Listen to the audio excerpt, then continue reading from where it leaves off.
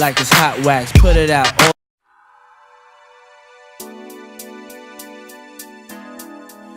Talking about the ghetto.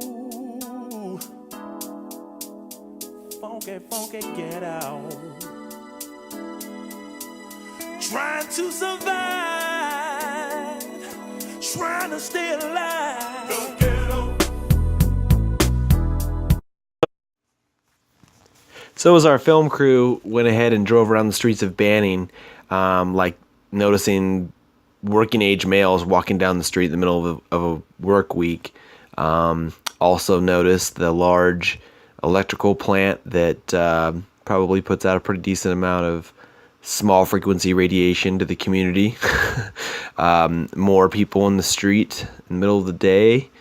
As you can see here, we cross over train tracks, and the contrast from one neighborhood to the other in certain places here was quite evident, where you could see more of a middle-class community turn into more of a, I guess you could say, a slum or lower income neighborhood. Here, you've got free parts in a box in the corner. I mean, the house is kind of in disarray, junk in the yard. I think there's a few dogs in this house too, and several that this is just one of several houses that were like this. Yeah.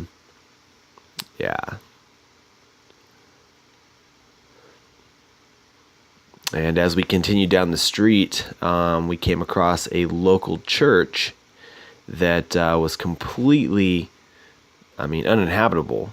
There were signs posted, you couldn't even go in. I mean, it's just been sitting there who knows how long, boarded up.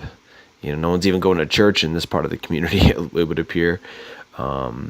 Big open lots, nothing is built there. Also, a lot of houses for sale.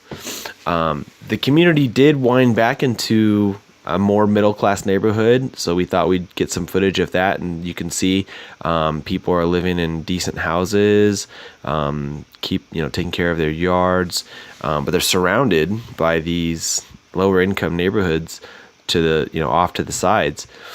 And then as we continued back out of this neighborhood and into the next, you could see that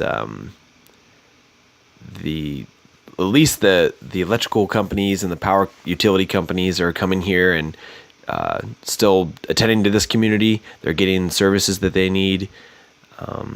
And we saw that road crews here working on the power lines. So that's a good sign that the community isn't being ignored. And then as we continue down, it gets more rural and kind of opens up because we're at the base of a mountain.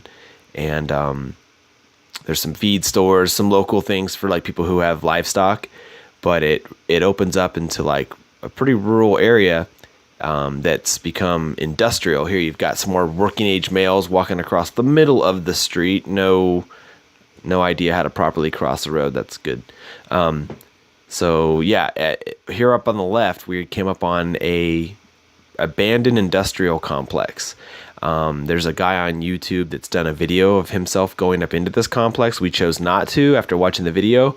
There was, he found a prostitute up in there, homeless community. There's a bunch of people living up in that exact community right there. I guess the police go in there every now and then to try to clean it out, but they stay, somehow they find a way to come back and get in. And so, yeah, this is all right on the edge of that community. Not a good thing. Definitely not a good thing. And who knows what the future of that complex is. Then this whole community pushes up on the edge of a prison. Here we have the local prison. And so you have, your concertina wire, your guard towers, your prison right here. And as you pull out of the parking lot, oh, wow, that's the neighborhood. Starts right there. Houses. Now you did notice in this area, that's the visitor center for the prison, and then boom, you are in the neighborhood. And a lot of these houses were for sale. I'm pretty sure this prison was probably built after the neighborhood had already been established. So, like for sale sign. Yep, in that house. So, the community in general definitely needs help. But it's not hopeless, and it would appear that in certain places the people are coming together to try to build their community better. But in other places, it's been completely left to fend for themselves and to rot pretty much.